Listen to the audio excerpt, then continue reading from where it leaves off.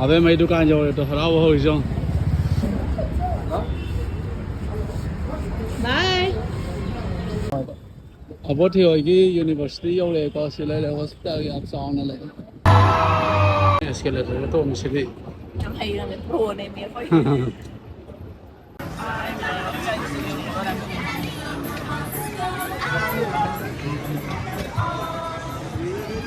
Good morning. Abe moi ngan ta hola si sana lai kre pung se pung tare mukha muta mani hoje.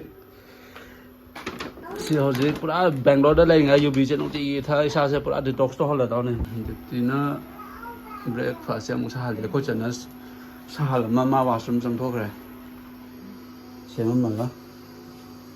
Ji breakfast se cha tho ni aduga abe mai dukan jaw to hara ho jong. Si that na dip se. I choose this one card to you. Car. Tama na slowly mani dale po yan. Obe kari sidi. Okay. Jadi na thang to.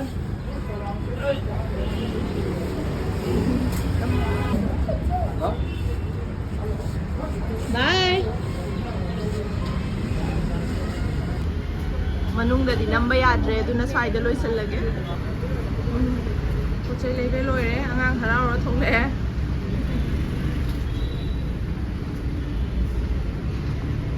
Kauram deva ma se dukan se.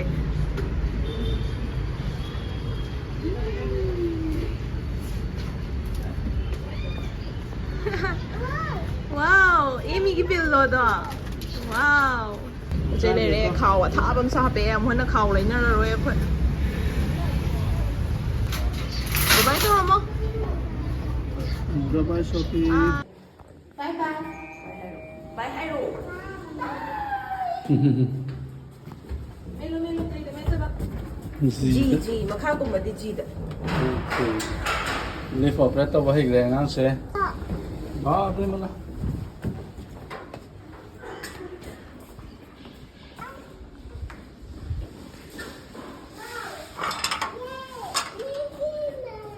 No? See?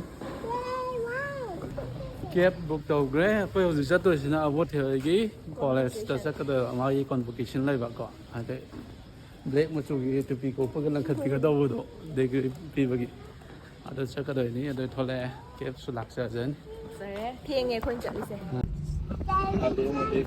Để Đi đi lấy đi. They no sunglasses. They might be like Ako mo dagi karam baba mi ka khalala po rai.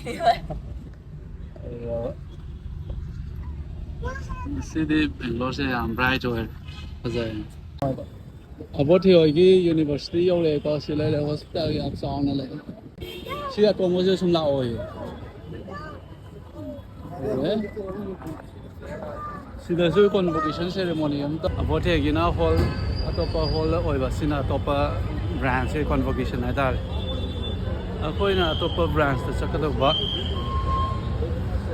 Rồi đó, qua lịch thật qua lịch sao đâu. Đó em đi lo. Mua xe ăn phải giấy, làm chi nữa. Sao ăn, không ăn trên nào rồi chứ. Xin là mua đi hospital xin á.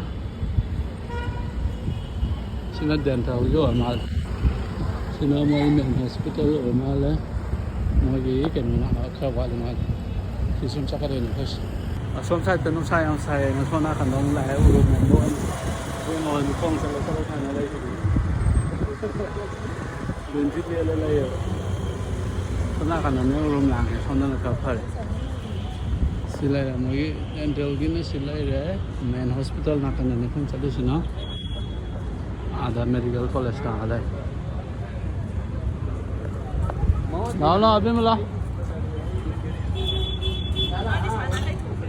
slowly lao.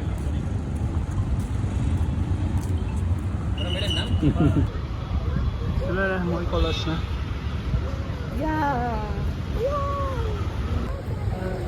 All right for the national anthem. Nishant.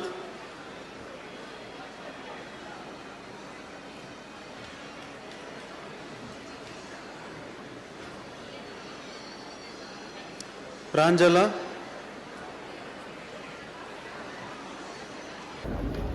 Sina bought a convocation.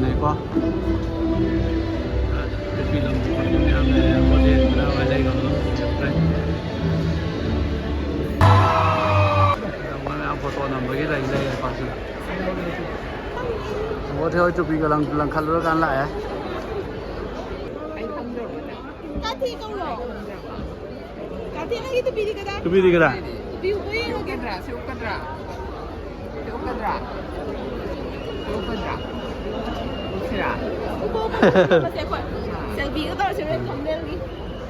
Mấy ai đang lại phân lửa ở bố thế. Ông phát lên đi có chụp gì chứ? Ông có thể mà làm đấy xin đó.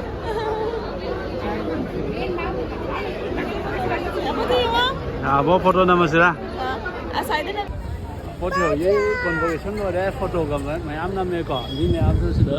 Mấy em mà cái phần lấy photo nằm nó lên tôi xin đó. Photo còn nằm đây là đây đấy. Bố theo đó mỗi convocation rồi là cái đó cái dress cái đó bị sửa money, rồi cái form cái nó phải fill up tao money hay, rồi cái khơi cái nó tao này, mỗi nào cái nó mua làm đây orient mua lại cái đó thế nào này, lấy chân chân là sẽ xong lấy chân là đi làm sang không nung xả sẵn nó lên,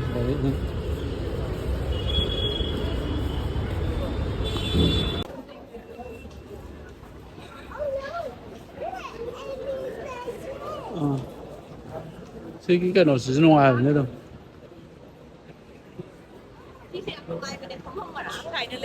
Sinh hoạt sinh ngoài. Cô chơi shopping cái game hậu trường đó khơi first đó support hàng trả thua này support means lần sau này còn already bung hậu dưới cái nó cũng tạo mà này mà khai anh ấy tạo rồi mà này còn escalator to mình sẽ đi. Em hay là mình pro này mình phải. Cái mà sẽ đi South Indian nó trả rồi quá rồi đó sao mà sao mi sao là khẩn South Indian thay đổi rồi. À bên mà nó tan tràn. Sao như thế? Come on now, which one? Không nào sao? Mà sao tôi uống mai expression đó. Come on nào. Atay sa kaluro. Hả?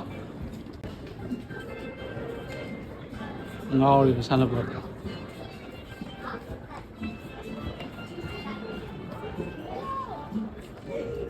Kalau which one?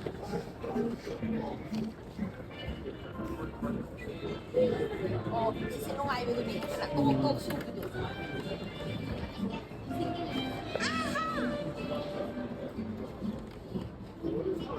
Sana pada ngau đây để có xem.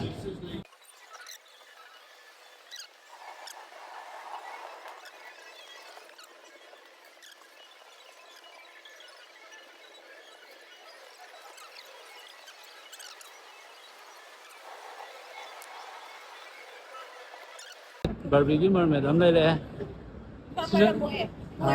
Adam gì nghe sao nó lấy vậy? Adam mà lấy rồi thì không ai hay đâu. Adam mà mermaid jam pa mình nên làm Adam khăn lấy bị đâu. Am hay lấy có một thằng dress am khăn lấy.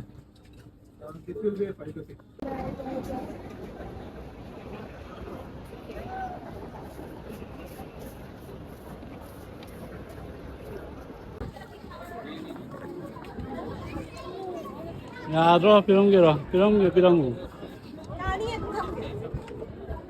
Truyền thống thì tôi truyền thống.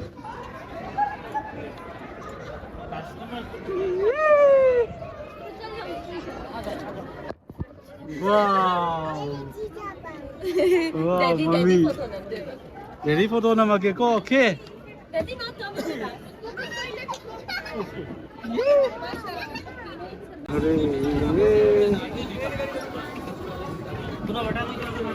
Look here. Woo! Amy, look.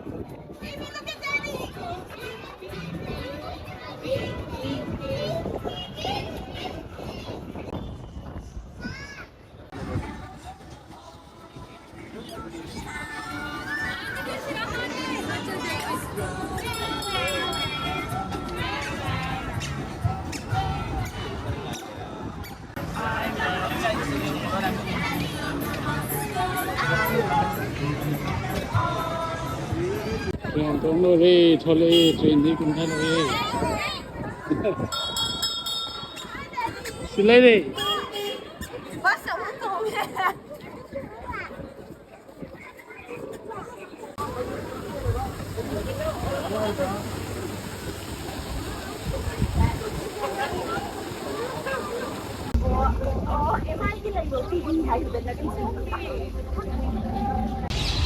Khoi ngasigi shopping tawwa loire ware convocation chalure shopping tawre abe magi imana purit layo leire hula hop sima paire e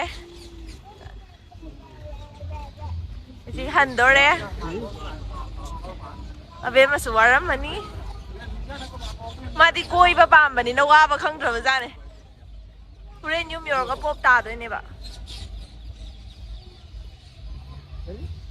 festive season oibagi yam ke u wa ga se yam ke bire am phazar usiek me am di mamit thamman hi Amy